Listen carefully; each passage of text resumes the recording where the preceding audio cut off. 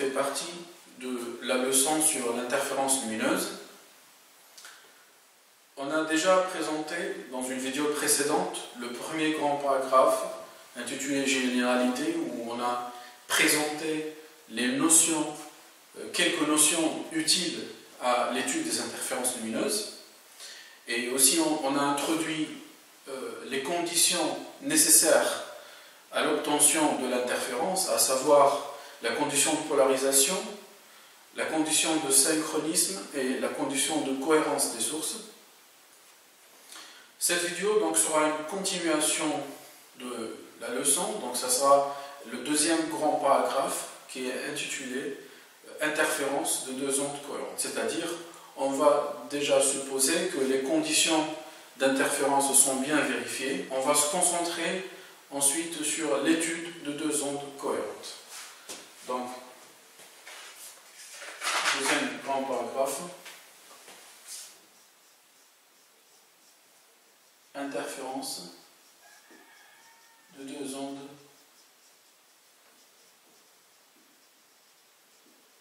cohérentes.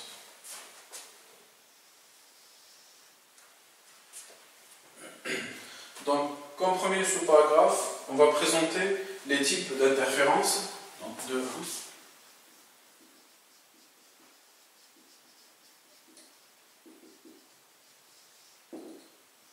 les types d'interférences.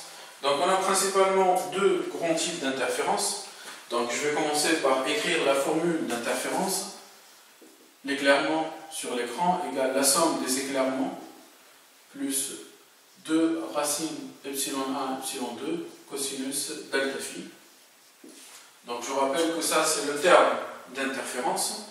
Avec delta phi c'est égal à 2pi sur lambda 0 fois delta, où delta donc c'est la différence de marge. Donc on a ici deux cas possibles.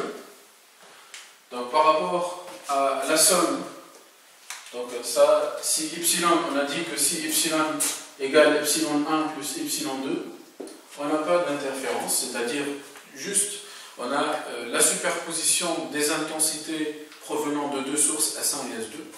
Donc ça, il n'y a pas d'interférence. Donc ce qui fait la différence avec ce cas classique, c'est le terme d'interférence. Et le terme d'interférence, il peut soit augmenter cette quantité, s'il est positif, et on dit à ce moment-là que l'interférence est constructive, soit le terme d'interférence, il peut diminuer cette quantité, et on dit que l'interférence est destructive. D'accord ? Donc on a deux types. Donc interférence constructive. Donc l'interférence est constructive si le terme d'interférence est positif, c'est-à-dire si le cosinus delta phi est positif. Donc on va travailler avec phi minuscule pour la notation. Donc pour prendre les mêmes notations que le paragraphe précédent, donc phi comme ça. Donc cosinus delta phi est positif, quand est-ce que c'est quand le delta phi est égal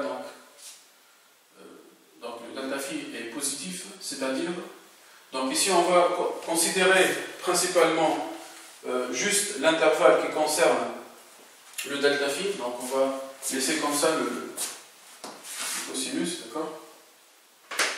Et l'interférence, elle est destructive si le cosinus de delta phi est négatif. Voilà. Donc on ne cherche pas à déterminer le delta phi.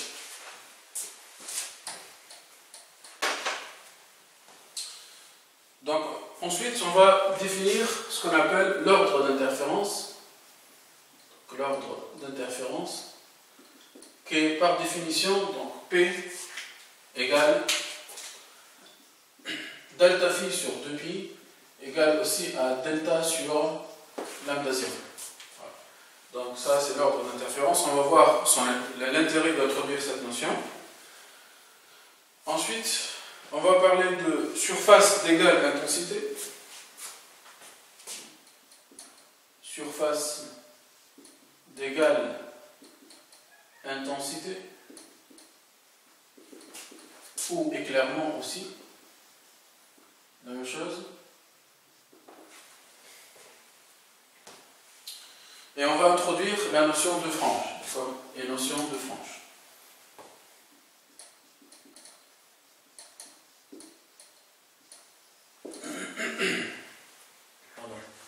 Donc une surface d'égale intensité, comme son nom l'indique, c'est epsilon égale constante ou I égale constante. D'accord? Donc surface d'égale intensité, epsilon égale constante ou I égale constante. Donc ça, c'est par définition. Comme dans l'électrostatique, on parle par exemple de surface équipotentielle, c'est-à-dire surface d'égal potentiel, c'est-à-dire le potentiel égal à une constante.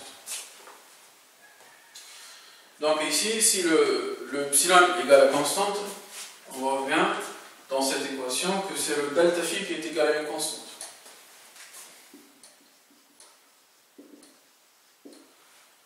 Or, le delta phi c'est quoi? Donc on va l'exprimer, c'est 2pi sur lambda 0 fois delta. Donc delta c'est le S de M moins SS1M, ça ce sont les chemins optiques égal à une constante. Donc le chemin optique, on a dit, dans un milieu homogène, c'est l'indice fois la distance. Donc c'est égal à 2pi sur lambda 0 fois l'indice.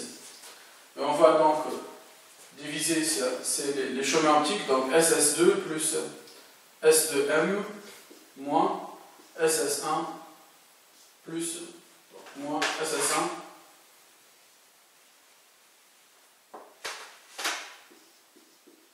moins S1M égale à une constante. Donc 2pi sur lambda 0 fois n, SS2 moins SS1 plus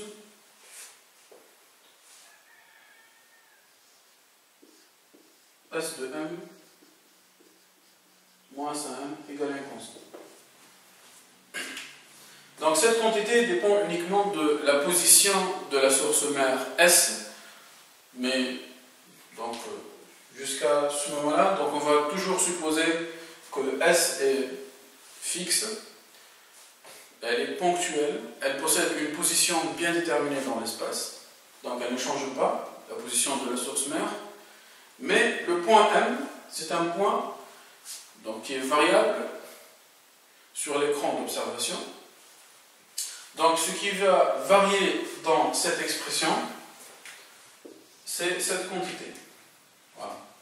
Donc cette quantité, elle est fonction de M. Donc dire que le déphasage égale à une constante, c'est équivalent à dire que cette quantité, elle est constante. Donc si on écrit cette équation,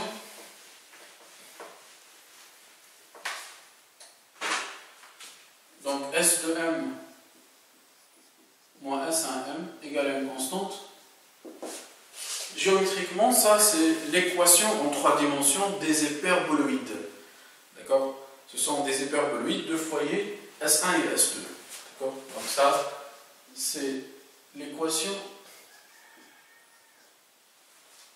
d'une hyperboloïde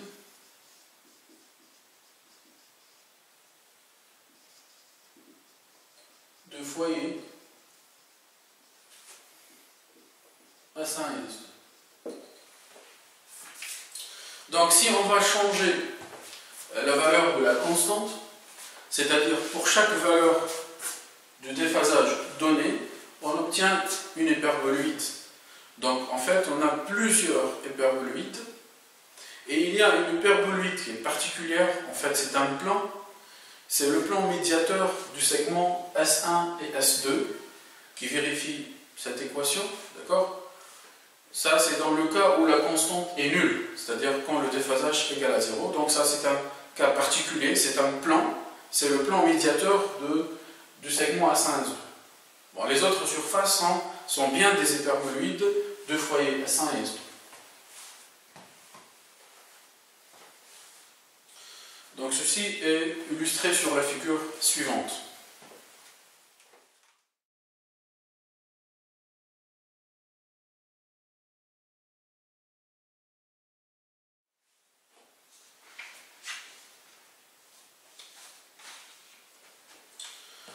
Ensuite, on va présenter la notion de frange. D'accord? C'est quoi une frange? Donc les franges sont tout simplement l'intersection de ces hyperboloïdes avec l'écran d'observation. D'accord? Donc une frange, donc c'est l'intersection d'une hyperboloïde avec l'écran d'observation.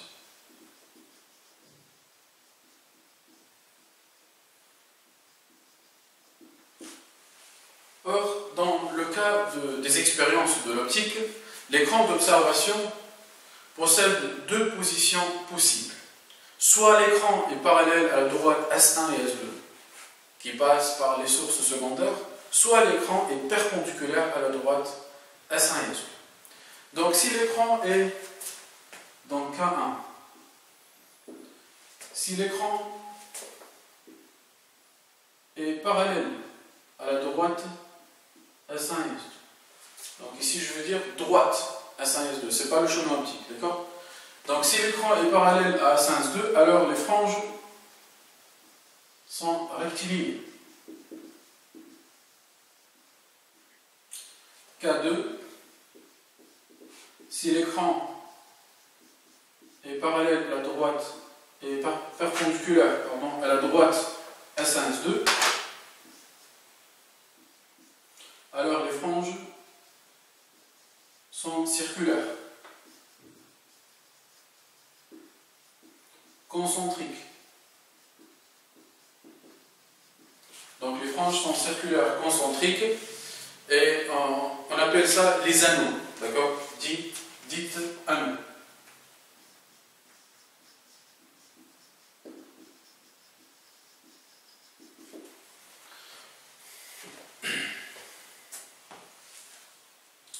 Donc ceci est illustré sur la figure suivante.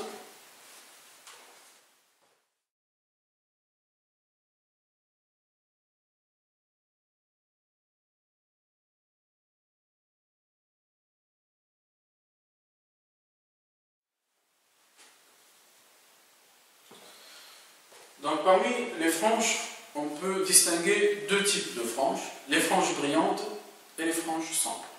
Donc c'est quoi ces franges? Donc les franges brillantes,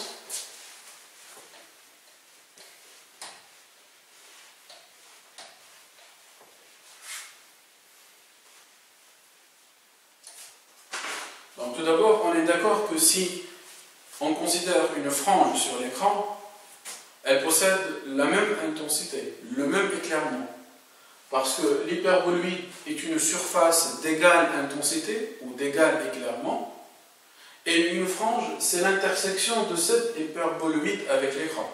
Donc le long de la frange, soit elle est circulaire, soit elle est rectiligne, on aura toujours le même éclairement. Donc parmi ces franges, on distingue deux types. Les franges brillantes. Ce sont les franges qui présentent l'éclairement maximal. Donc, par définition, frange brillante. Donc, frange brillante, il y en a plusieurs. Donc, ce sont les lieux de l'écran. Ce sont les lieux de l'écran tels que epsilon égale epsilon max. D'accord? L'éclairement est maximal. Et si on regarde la formule d'interférence, on voit que l'éclairement est maximal quand le cosinus égale à 1. D'accord? Donc ça c'est équivalent à dire cosinus de déphasage égale à 1.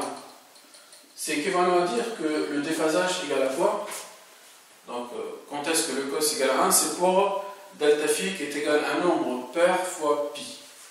C'est deux infinis.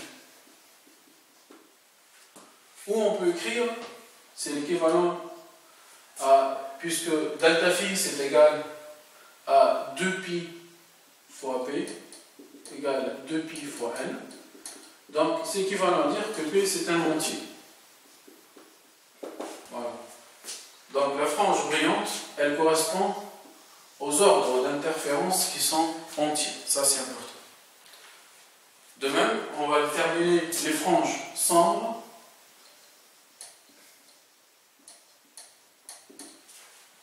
Donc la frange est dite sombre si l'epsilon, si l'éclairement est minimal. D'accord? Donc ce sont les lieux de l'écran tels que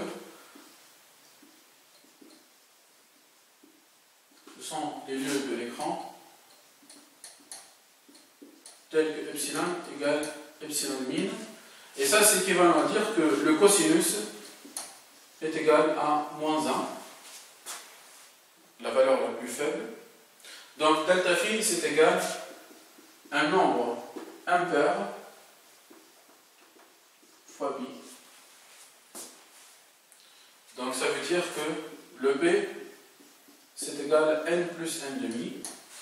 Et on dit que le p donc c'est un demi entier. Voilà. Donc le p c'est un demi entier. Donc ça c'est à retenir, ça c'est important. Donc les franges brillantes c'est équivalent à dire l'ordre d'interférence entier. Les franges sombres c'est équivalent à dire l'ordre d'interférence demi-entier. Donc on peut tracer l'éclairement en fonction de soit P, soit la différence de marche, soit le déphasage delta phi. Donc on va tracer l'éclairement.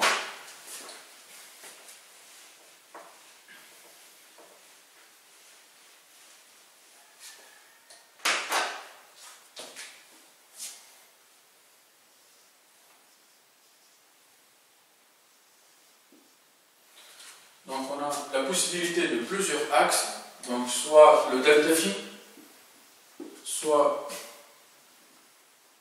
le delta, soit le p, l'ordre d'interférence. Donc 0, 0, 0. L'éclairement, il varie, il vibre de façon sinusoïdale, c'est une fonction cosinus, entre le epsilon min et le epsilon max. Donc on trace tout d'abord le epsilon min, epsilon max.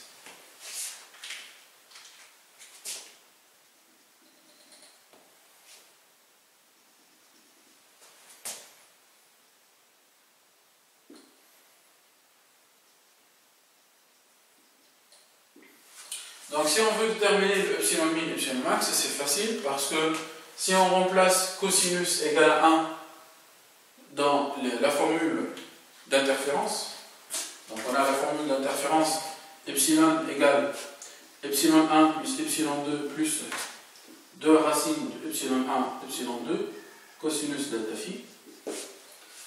Donc si on veut chercher le epsilon max, il suffit de remplacer cos par 1. Donc ça c'est un produit remarquable. Donc on va trouver racine de epsilon 1 plus racine de epsilon 2, le tout au carré.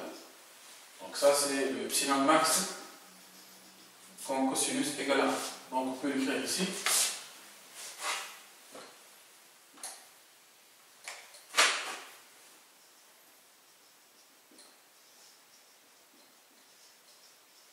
Du tout au carré. Donc ça c'est l'epsilon max. L'epsilon min, c'est la racine de epsilon 1 moins racine de epsilon 2, le tout au carré. Voilà. Et l'éclairement, donc, il va vibrer entre les deux positions. Donc c'est une fonction qui est cosinus. Voilà.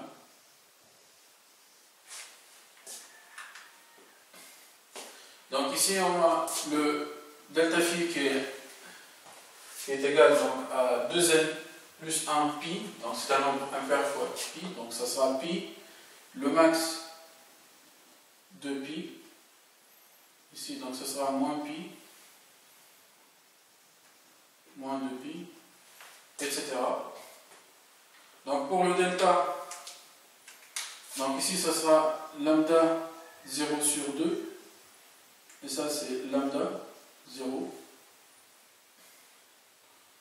Pour le P, donc ça sera 1 demi, demi entier. Et ça, c'est 1 entier. D'accord? Et on peut donc continuer. D'accord? Par exemple, donc ça, c'est la valeur 2. C'est l'entier donc suivant. Donc tous les entiers 1, 2, 3, etc. présentent donc des franges qui sont brillantes. D'accord? Et les demi-entiers, donc 1 demi, 3 demi, etc. donc présentent les franges qui sont sombres, c'est-à-dire qui présentent l'éclairement minimal. Donc ça c'est dans le cas général où le epsilon 1 est différent de epsilon 2, c'est-à-dire les éclairements des sources secondaires S1 et S2. Mais si la source mère S éclaire les sources secondaires de façon identique, comme par exemple dans le cas des trous de Young, où S elle est placée de façon symétrique par rapport à S1 et S2, donc les éclairements de S1 et S2 sont égaux, d'accord? Donc on aura epsilon 1 égale epsilon 2. Donc epsilon min sera nul, parce que epsilon 1 égale epsilon 2. Donc on va tracer la même courbe, mais pour le cas où epsilon 1 égale epsilon 2. D'ailleurs ça c'est le cas fréquent quand on va donc étudier les dispositifs interférentiels.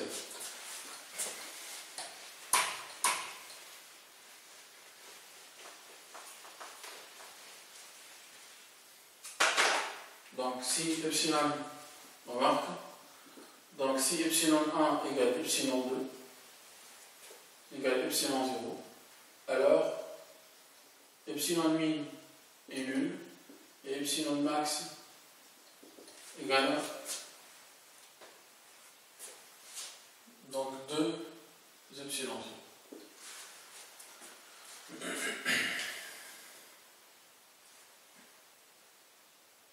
Voilà, donc ça c'est 4. Pardon, donc ça c'est 4 epsilon 0. Voilà.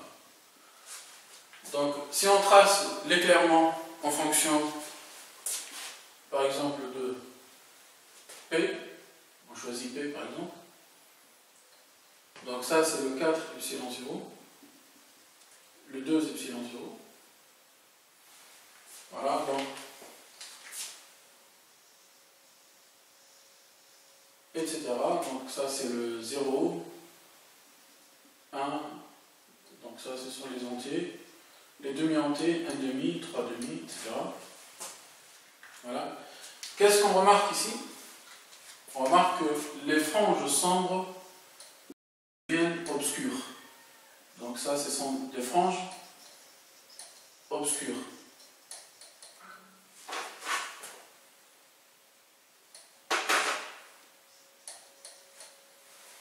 Donc la frange, elle est totalement obscure, c'est-à-dire qu'elle est noire. Donc elle va apparaître noire sur l'écran. L'intensité ou bien l'éclairement, il est nul carrément. Et donc ça explique le paradoxe qu'on a présenté dans l'introduction de cette leçon, quand on a dit que lumière plus lumière peut donner l'obscurité.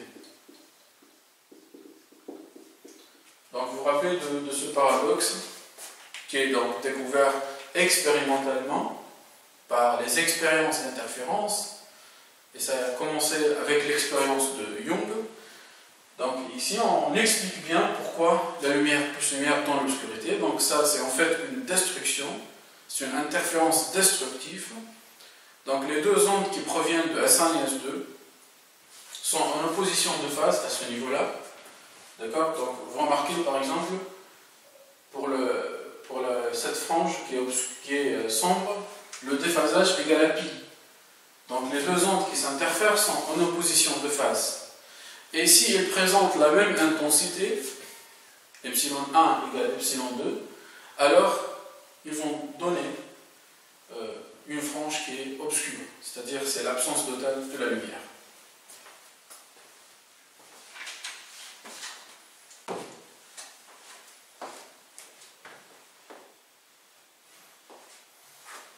passe ensuite au quatrième sous-paragraphe qui concerne le contraste. Donc, 2,4.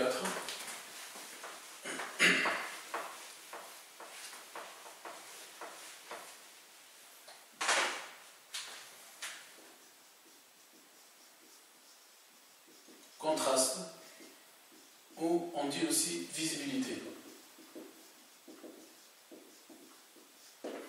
Donc on dit contraste ou bien visibilité. D'accord? Donc par définition, le contraste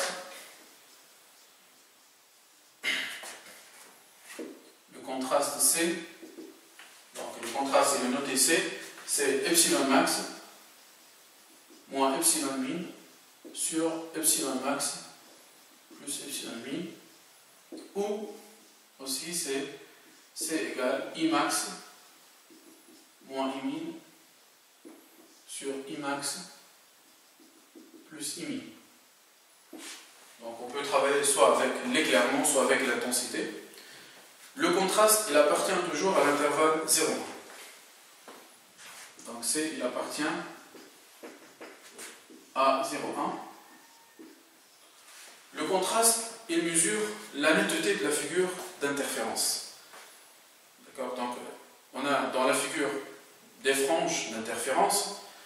Donc si l'éclairement des franges est proche entre la frange brillante et la frange sombre, donc si les deux éclairements s'approchent, epsilon max s'approche de epsilon min, alors on ne peut plus distinguer la frange brillante de la frange sombre. Donc on dit que le contraste diminue.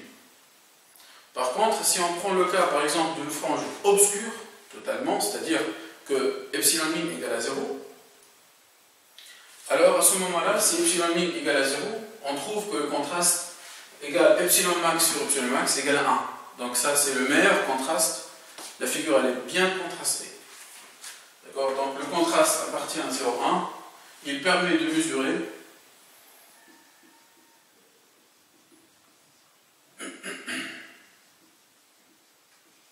la netteté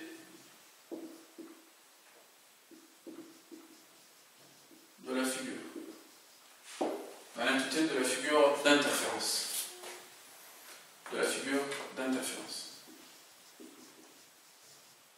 Donc on a deux cas possibles.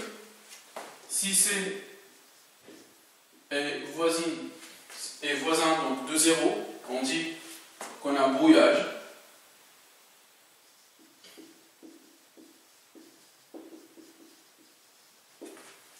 C'est-à-dire le contraste est mauvais, la figure n'est pas nette. Si C est proche de 1, on dit qu'on a un contraste parfait ou bien une figure nette. D'accord? Donc ça, c'est le contraste parfait. Donc si on prend le cas de deux ondes cohérentes, donc on va calculer le contraste.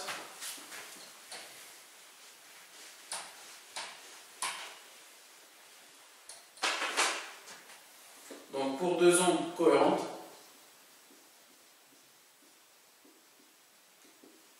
on a trouvé déjà epsilon max égale la racine de epsilon 1 plus la racine de epsilon 2 au carré. Epsilon min égale la racine de epsilon 1 moins la racine de epsilon 2 au carré. Donc si on fait le calcul, on fait la différence divisée par la somme, qu'est-ce qu'on trouve? Donc on trouve que le contraste égale 2 la racine de epsilon 1 epsilon 2 sur epsilon 1 plus epsilon 2. Donc quand est-ce que le contraste égale à 1? Donc, parce que toujours on cherche une figure qui est nette, d'accord? Donc C égale à 1 si, on voit très bien que si epsilon 1 égale epsilon 2. C'est-à-dire que si le source qui s'interfère possède le même éclairement. Ceci explique bien l'intérêt des dispositifs interférentiels, où on dit les systèmes interférentiels, qu'on va les voir, on va voir donc des exemples dans d'autres vidéos, on va voir donc des exemples de dispositifs interférentiels. Donc, dans chaque dispositif, on va remarquer que l'éclairement de deux sources secondaires qui dérivent d'une même source mère. Donc le système interférentiel, il donne deux sources secondaires S1 et S2 à partir d'une source mère S, pour assurer la condition de cohérence des sources. Et en même temps, on va voir que l'éclairement de S1 et S2, en général, il est le même pour les dispositifs interférentiels. Donc ceci va déjà contribuer à avoir un bon contraste de la figure d'interférence. Ceci explique donc l'intérêt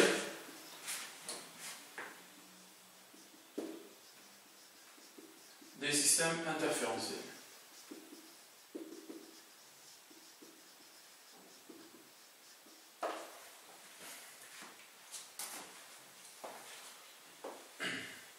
On peut aussi écrire l'éclairement maximal et minimal en fonction du contraste. Donc on a epsilon max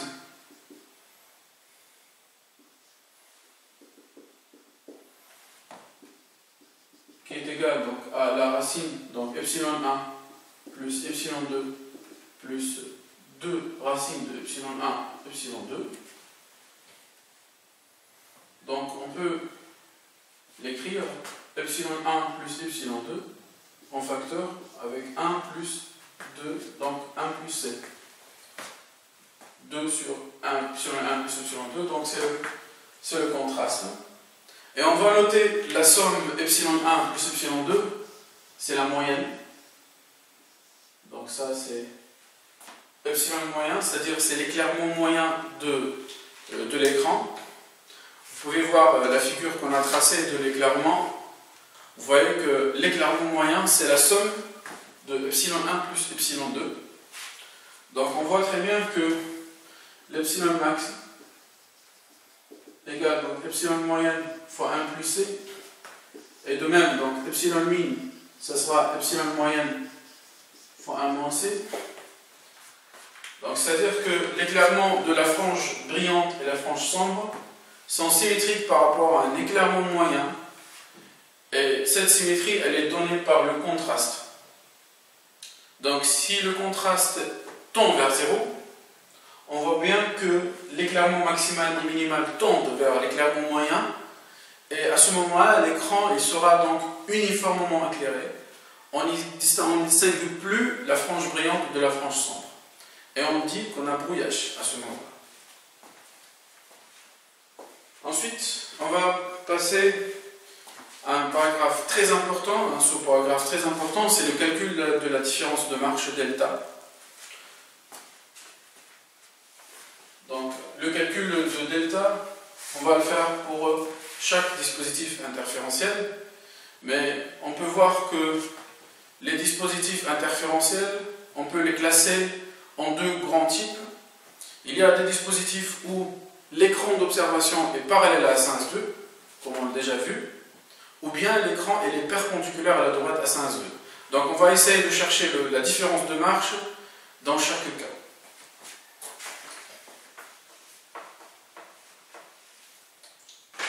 Donc 2,5. Calcul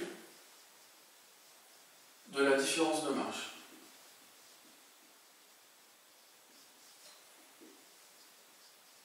Delta. Donc on a déjà vu que delta c'est égal à S, S2M moins S, S1M, le chemin optique. Et on a développé cette différence et on a trouvé que c'est égal à N fois SS2, donc SS2 moins SS1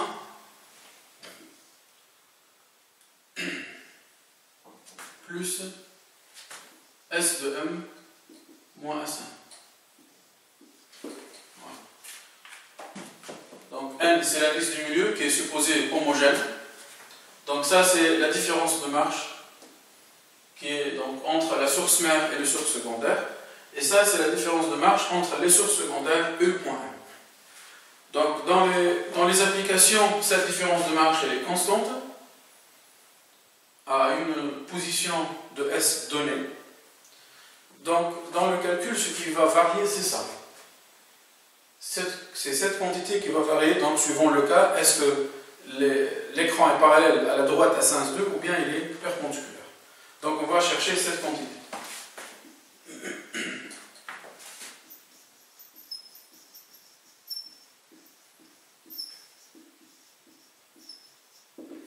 Donc ça c'est un calcul géométrique. Donc on va commencer par le premier cas. Donc le premier cas où l'écran d'observation est parallèle à la droite S1, S2. Ça c'est la droite S1, S2, c'est pas le schéma optique. Donc on va tracer le schéma.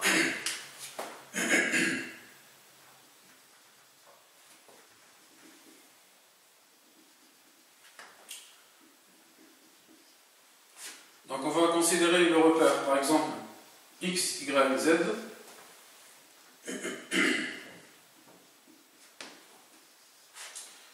Donc on va considérer les deux points sources secondaires S1 et S2 sur l'axe x. Donc ça c'est S1, S2. Et on a un écran d'observation.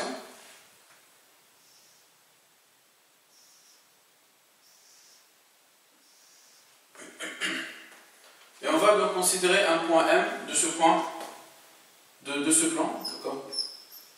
Donc ça c'est le point M. Donc le point M il possède des coordonnées x, y.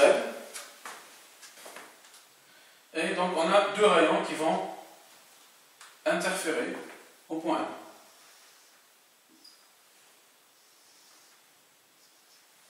Voilà. Donc on a deux rayons qui vont interférer au point M. Et le point M il est de coordonnées x, y. Et on va considérer donc, ça c'est le centre. Par exemple on va l'appeler O. Donc ça c'est le centre de repère O, x, y, z.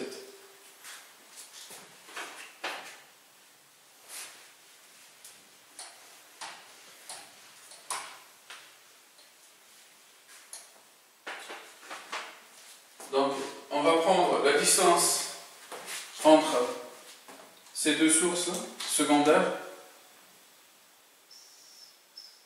A, et on va prendre la distance entre l'écran et la droite S1, S2, grand D.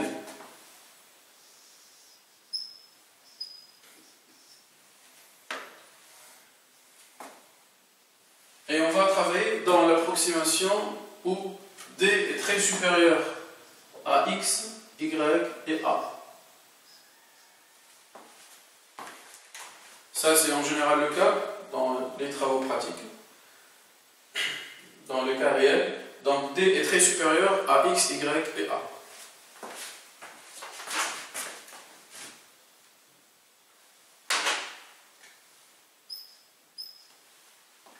Voilà.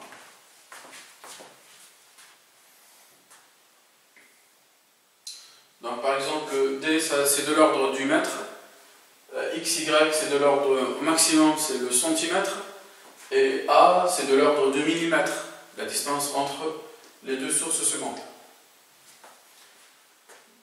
Donc on commence par exemple par le calcul de la droite de SM, du segment SM. D'accord ? Donc on va utiliser la formule mathématique. Donc c'est la racine de, c'est à la puissance n demi de quoi? De xm moins xs1 au carré plus ym moins ys1 au carré plus zm moins zs2 au carré à la puissance n demi. Or, m de coordonnées x, y, 0 et S1 de coordonnées. Donc on voit que S1 possède la coordonnée A sur 2 suivant x, 0 suivant y et moins d suivant z. C'est moins d suivant z. Donc S1m égale donc xm moins xs1 au carré plus ym moins ys2 au carré plus zm qui est 0 plus d au carré à la puissance n2. Donc pour exploiter cette approximation, on va faire sortir le d en facteur. Donc ça sera 1 plus x moins a sur 2 sur d, du tout au carré, plus y sur d, du tout au carré, à la puissance 1 du. Donc on voit très bien que ces quantités sont négligeables devant 1, parce qu'on a cette approximation. Donc on peut effectuer un développement limité au voisinage de 0.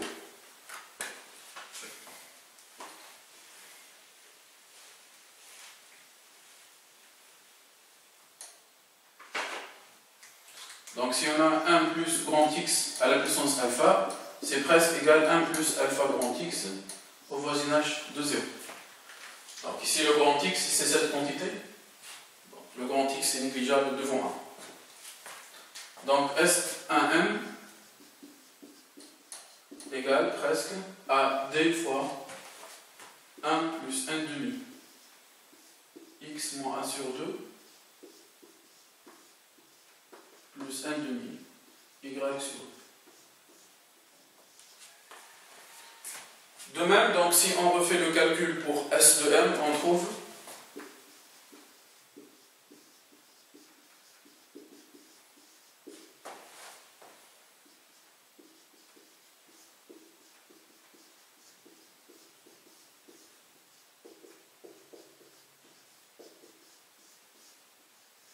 donc l'unique différence c'est au niveau de signe plus, parce que le point S2 il est de coordonnées moins a sur 2 sur l'axe x.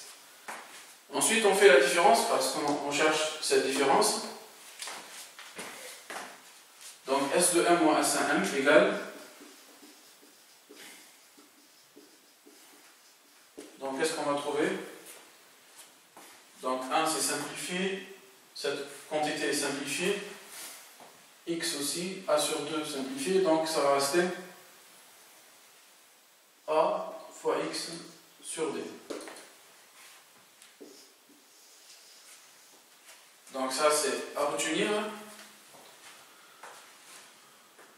Donc dans les problèmes on peut demander la démonstration ou bien on peut demander directement le résultat, mais il faut savoir appliquer le résultat selon les notations du problème.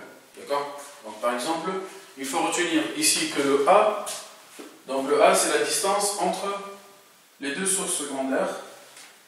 Le X c'est l'abscisse de point M suivant la droite S1 et S2.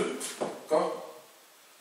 Parce qu'on peut facilement changer l'axe de S1 et S2, par exemple c'est Y. Donc ça devient ici AY sur grand D.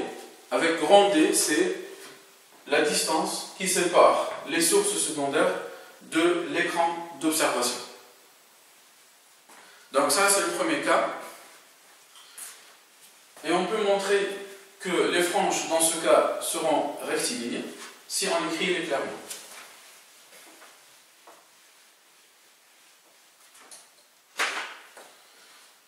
Donc une frange, par définition, c'est quoi?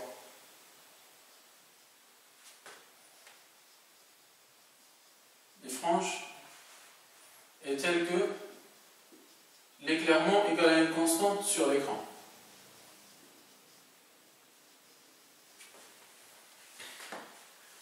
L'éclairement égale à une constante. C'est équivalent à dire delta phi égale à une constante. C'est équivalent à dire la différence de marche égale à une constante. Donc pour une position donnée de la source mère S, c'est équivalent à dire que la quantité S de m moins S1n égale à une constante. C'est équivalent à dire AX sur D égale à une constante.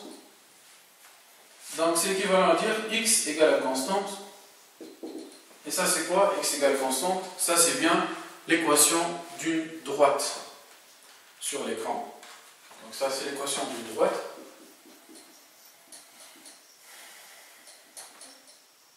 Donc ici les franges sont rectilignes. Donc on montre bien que les franges sont rectilignes.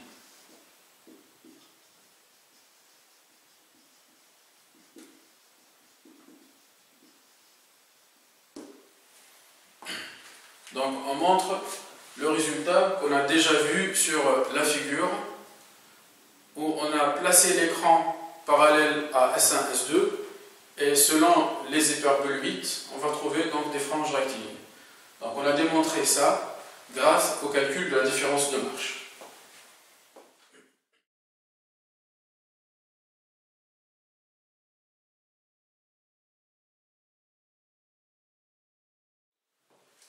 Donc on va considérer ensuite le deuxième cas, où l'écran il sera donc perpendiculaire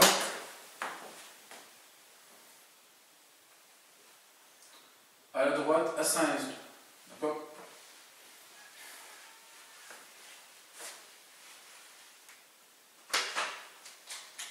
Donc deuxième cas,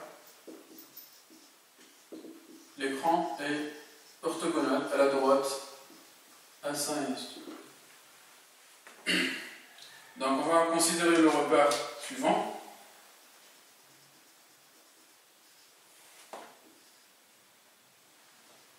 Donc ça c'est l'axe Z.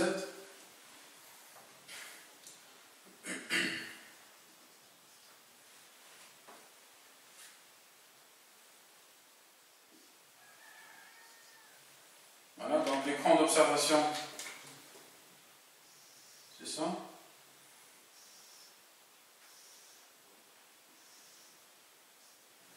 Donc ça c'est l'écran d'observation. On va considérer donc les points sources S1 et S2.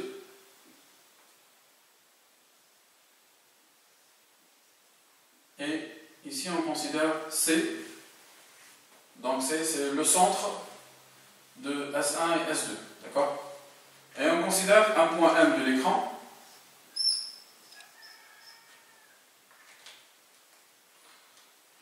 Donc les rayons qui vont s'interférer au point M.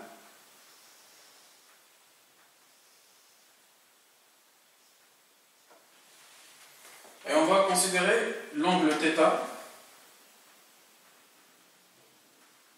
ici. Donc l'angle θ, c'est l'angle entre la droite S1 et S2 et CM. Et la droite CM. D'accord ? Voilà. Donc on va tout d'abord calculer SM. Donc ici pour le point M, il est plus utile donc de choisir les coordonnées cylindriques. C'est mieux de choisir le coordonnées cartésien parce qu'on remarque ici qu'il y a, donc on va montrer d'ailleurs qu'il y a une symétrie de révolution autour de l'axe Z. Déjà, on a vu que dans le cas où l'écran est perpendiculaire à la droite S1, S2, les franges seront circulaires. Et on a appelé ça les anneaux. D'accord ? Donc on va considérer ici la coordonnée ρ cylindrique.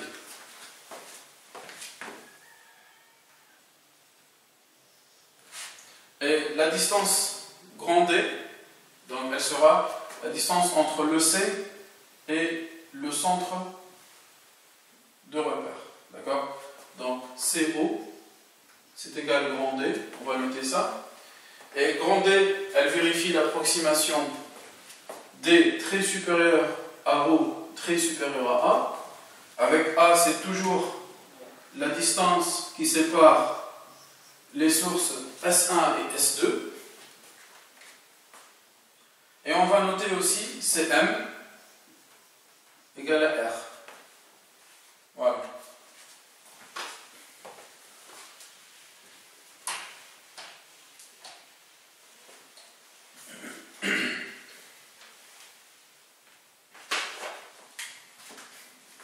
Donc S1M égale, je vais l'écrire donc S1M vecteur au carré, le tout à la puissance 1,5.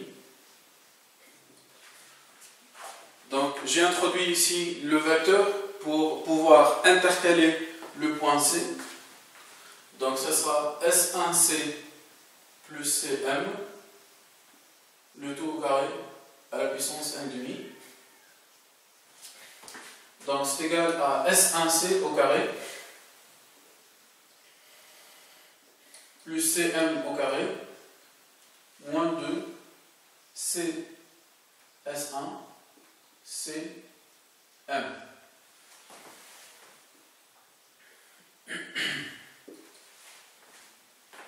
Le tout à la puissance 1 demi. Donc c'est égal à S1C. Donc S1C c'est A sur 2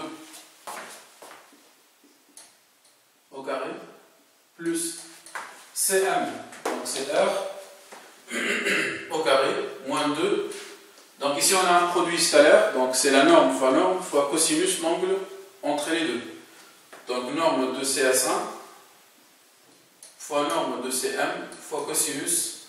L'angle entre CS1 et CM c'est bien θ. Donc c'est cosinus θ à la puissance 1 demi.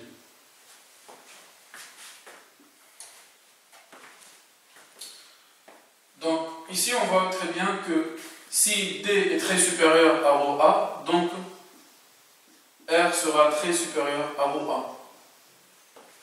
Parce que on peut, les distances, donc R qui est CM et la distance D qui est CO sont comparables. D'accord? Parce que D est très grand, donc l'écran est placé par rapport à C, on va dire à l'infini, parce que D est très grand. Donc on peut utiliser cette approximation. Donc on va faire sortir le R en facteur.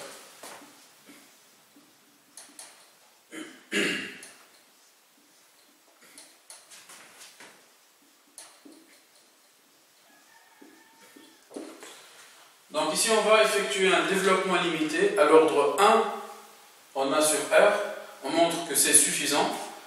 Donc l'ordre 2, on va le négliger par rapport à l'ordre 1, donc ça c'est l'équivalent de l'ordre 1.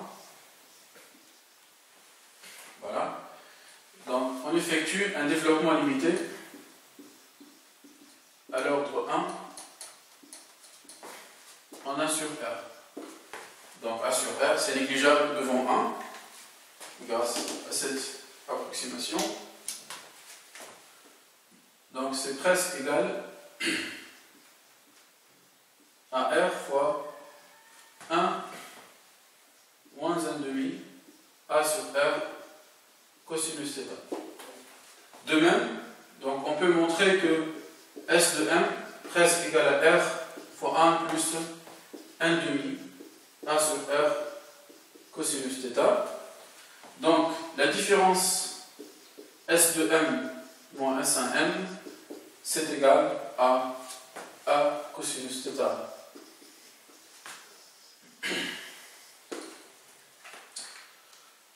Donc, on peut exploiter cette différence géométrique sous cette forme-là, où elle est exprimée à l'aide de l'angle θ, mais aussi on peut l'exprimer à l'aide de ρ. C'est-à-dire la coordonnée cylindrique du point M. Donc pour cela, on va introduire la tangente de θ parce qu'elle fait intervenir le ρ. D'accord? Donc tangente θ.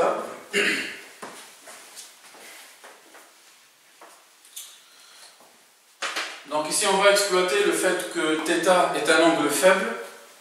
Parce que l'écran est situé à une très grande distance, donc on a cette approximation. Donc θ est un angle faible.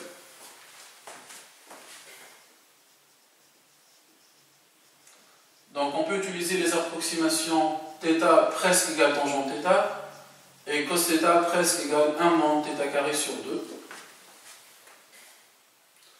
Donc S de M moins S1M, c'est égal à A fois 1 moins tangente θ au carré sur 2. Donc c'est égal à A fois 1 moins tangente θ, vous voyez que c'est ρ sur grand D.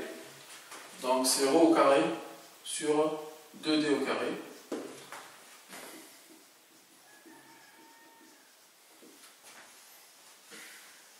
Donc ici on exprime cette différence géométrique en fonction de ρ, et par suite le delta, la différence de marche en fonction de ρ.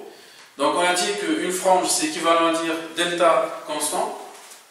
Donc frange c'est équivalent à dire delta égale à une constante, comme on l'a déjà montré dans le premier cas. Delta égale constante, ici c'est équivalent à dire que ρ égale à constante. Ρ égale à constante, la coordonnée cylindrique. Donc on montre bien que les franges sont des anneaux. Donc les franges sont des anneaux. Donc ici on a bien les franges qui sont des anneaux.